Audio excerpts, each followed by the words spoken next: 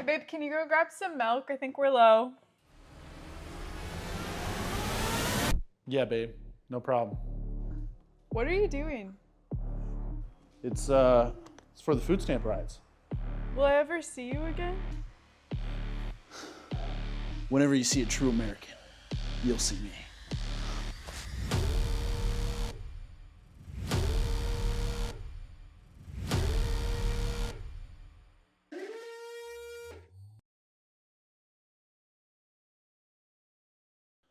If you're looking to survive the great 2025 food riots, go ahead and hit that subscribe button. How's it going, YouTube? My name is Mason Holton. Welcome back to the channel. Today we're going to be talking about general riot procedures and things that you can do to protect yourself in case of a riot. Now, unless you've been living with your head under a rock for the last few weeks, you'll know that the government shutdown has been threatening programs like SNAP and food stamps, which about 43 million people rely on for their food. A lot of these people have taken to the internet claiming that they are going to evict violence or start rioting if they don't get the food stamps that the taxpayers pay for. You bet not. You bet not feed in that allegation. You better pay me my food stamps. I better get my food stamps. Let me not get no food stamps November and December. EBT, me and mine gonna eat. Clock it. Of course. And while you may live in a rural community and you don't expect to see any rioting near you, these things that we're going to talk about today are still things that you can do in case you find yourself in the middle of a riot. The first thing we're going to talk about is planning. So when we plan, the first thing we want to talk about is creating a PACE plan. Now, PACE is an acronym. It stands for Primary, Alternate, Contingency, and Emergency. It was originally created by the military when it comes to communications. However, it can be applied to a lot of prepping ideas and is a great starting point to figure out where your weak spots are when it comes to prepping. So when we talk about a PACE plan, we are talking about creating 4 different ideas to do something. Those ideas can be anything from communication, it can be anything from transportation, and then today we're going to talk about the 4 ways that we're going to use our PACE plan to get out of a riot. Now, when we start talking about our primary way to stay out of a riot, that would be avoidance. This has become easier and easier over the last few years, mostly because a lot of these riots stem from protests. It usually starts as a protest and then builds into a riot. A lot of these protests are marked beforehand. They will have a marked location saying, we are going to start here and we're going to go here. When you see a protest saying that we're going to start here and go here, you know you should avoid that area for a good chunk of time. Now, the best way to do that is to stay up on Facebook and watch Facebook groups, watch alternate media sources, not just your Fox News or whatever you're watching. I know it's terrible that we'd have to go watch CNN, but CNN and a lot of these other local news agencies will report on where these riots or protests, peaceful protests, are starting at. Muscle through it, take it up, and look at it as a planning purpose. You're watching this for planning purposes, not to get actual good information. Now you take that information, you figure out where the protest is going to start and where they're going to finish. Then what you want to look at is you want to look at any targets that they may move to after that point. Targets of opportunity would be major Republican or big markets where they're going to be able to go do damage to that area in order to promote their cause, is what they think they're doing. Now, when we saw this, when I was in Washington, D.C. during 2018, when Trump got inaugurated, the protests started as just a small protest starting in a square, and they were going to march somewhere else. While we were at that protest, we started noticing a lot of people wearing black and a lot of people carrying flags, a lot of people starting to look like they wanted to cause trouble. And those people were moving along with the main bunch. Now, as they were moving, they started moving towards targets of opportunity. As they were going, they decided to smash a lot of stuff and the cops stepped in eventually. However, we saw that they were starting their progress and we saw them move through this entire channel towards what they were going for. When you plan, you want to plan to, one, either stay away from them completely if you can't, or if you have to go out. If you don't have to go out, don't go out unless you're doing something specifically. And we'll talk about that a little bit more later. So that is going to be our primary way of staying out of these riots, is just simply avoiding getting into the riots in the first place. All right, so now we want to talk about our alternate. Now, our alternate's obviously going to be our vehicle. No matter what we are doing while we are out, we want to use our vehicle first. And if we aren't in our vehicle when we catch ourselves in the riots, we want to push to our vehicle to get away. That is because, just like primary plan, avoidance, the next best plan to get out of a riot is to simply distance yourself from the people that are causing these problems. And the best way that we can do that is to be in our vehicle. Now, avoidance and our vehicle kind of go hand in hand. If you start coming up to a traffic jam and you see people pushing towards or through the traffic, holding signs or whatever, and it seems mostly peaceful or not anybody causing problems at the time, it is probably a best idea to stay in your vehicle and try to maintain a low profile and not attract any attention to yourself. However, if you start seeing people with signs and people coming towards you looking like they're protesting, you want to start creating distance to escape if you have to. Now, this can look like starting to pull off on a side street, leaving distance between you and the car in front of you, finding a break in the median to be able to turn around and go back the way you came.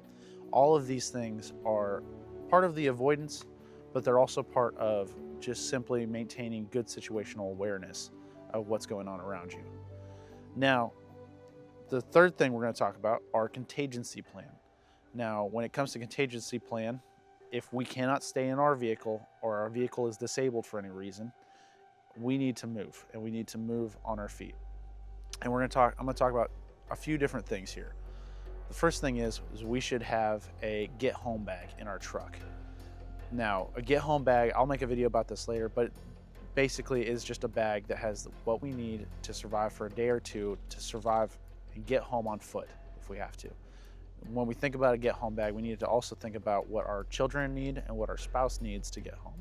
So if your spouse is always wearing high heels, probably should have a pair of tennis shoes in there for her. If your kids need jackets, you should probably either have jackets or a blanket of some kind to get them home. But we'll talk about that more later in a different video. If you want to see that video, I'll be putting that up in the next few days. So make sure you hit that subscribe button to stay tuned for that. The other thing we want to talk about when it comes to getting out on foot is making sure that we are wearing the right shoes. I know this seems like a very basic thing, but it's going to make a big difference. While cowboy boots or high heels or any of that kind of thing might be cool and stylish, you're not going to want to be running in those kinds of shoes, and you're definitely not going to want to spend days walking in those kind of shoes. So wearing shoes that you can walk and that you can run in is a huge advantage when it comes to this. Now, we want to avoid riots and protests as much as we can. But if we find ourselves on foot with a protest, the best bet is going to be to move in the direction with the protest. Kind of pretend like you're one of them, like you're moving with the protest. If you think about swimming across a river, you don't want to swim upriver, you want to swim with the river to cross it. It's the same idea. You want to swim, go with the flow to get out of the protest. At your earliest opportunity, hit a side street, get away from, start putting distance between you and the protesters. And then the final thing I'm going to talk about, and this one is going to sound weird, but you want to look like the protesters, but you don't want to look exactly like the protesters. And so what do I mean by that?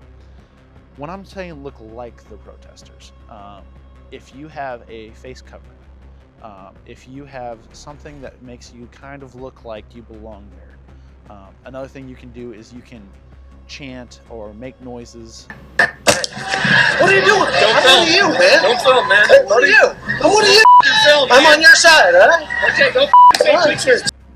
Just kind of look like everybody else. You'll notice that a lot of times protesters don't attack other protesters. And that's because if they think that you're on their side, then you're going to work through this. Now, we saw this when me and my dad were in the protests in 2018. I was dressed in a green jacket. I was a young guy. I had a face mask. I was just there recording with my dad for his news piece, and I didn't get harassed a single time the whole protest. My dad, on the other hand, was wearing a tan jacket. He's an older guy, white hair, crew cut, looked like a cop, and he had an earpiece hanging into his ear. He got harassed multiple times because they thought he was an undercover cop. I'm one of you guys. Why you come back here up and push and touch me? I'm one of you guys. So you want to look like the protesters in that regard. However, you don't want to look exactly like the protesters. Now, that sounds weird, but let me explain.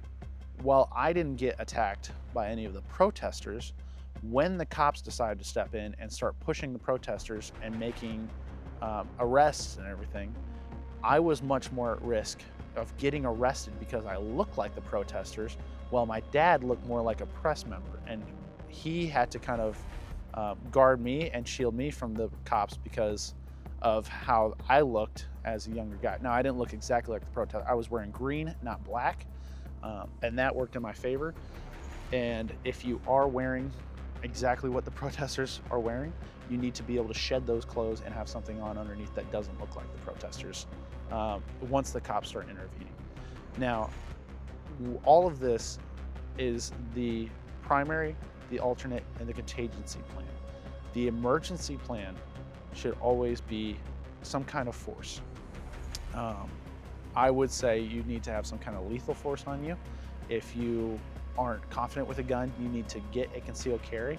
You need to get your concealed carry permit. You need to do everything legally, and you need to be able to confidently employ that weapon if need be. Now, why is this the emergency plan? This is because no matter how you employ a weapon, even if you're in self-defense, and nobody could dispute whether or not you were in self-defense, the court battles are still going to be incredibly long-lasting. I mean, it's going to be years on your life trying to fight court battles and everything else.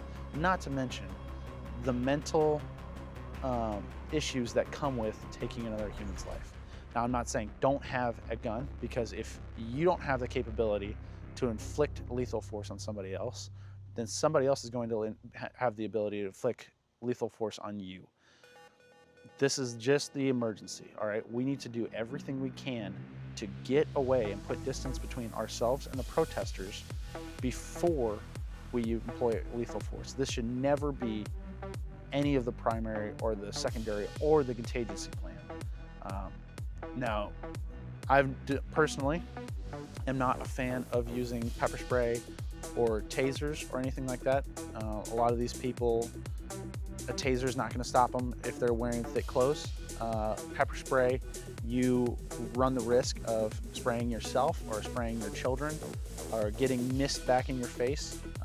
So I'm not a fan of running pepper spray. However, if that's something that you want to do and you want to employ, more power to you. All right, so we talked specifically about riot procedures and what we should do to avoid riots. Now let's switch gears a little bit and talk about what we're going to be seeing over the next few days / weeks, depending on how long this goes on. Now is not the time to go out and purchase freeze-dried food. Although, if you want more freeze-dried food, I won't ever say no. No prepper will ever say no more freeze-dried food. But now is the time to go out and buy frozen food and buy perishable items like canned food and stuff that you would eat on a regular basis. Anything that's going to be a target for looting, anything that's going to be a necessity for you, you should want to go get. That includes medication, anything that you need to survive for a few weeks if you can. The reason I say that is if looting gets bad, you want to avoid going to the grocery store for mundane items as much as possible. If you have to make an emergency trip, that's one thing. Or if you can get the Kroger pass that offers free delivery for food, that would be even better to keep you and your family away from supermarkets and high loot targets of opportunity. That being said, hopefully this doesn't happen. Hopefully Trump is talking about funding SNAP, so we won't see riots in the United States. However, it's best to hope for the best and prepare for the worst. So you should be prepping yourself and your family in case something bad happens. Anyway, guys, that's all I have for the video today. wouldn't mind hitting that like button and subscribing to the channel. It helps the channel out a lot. And let me know what you guys think of what's going to happen in the comments down below, and I will talk to you guys later.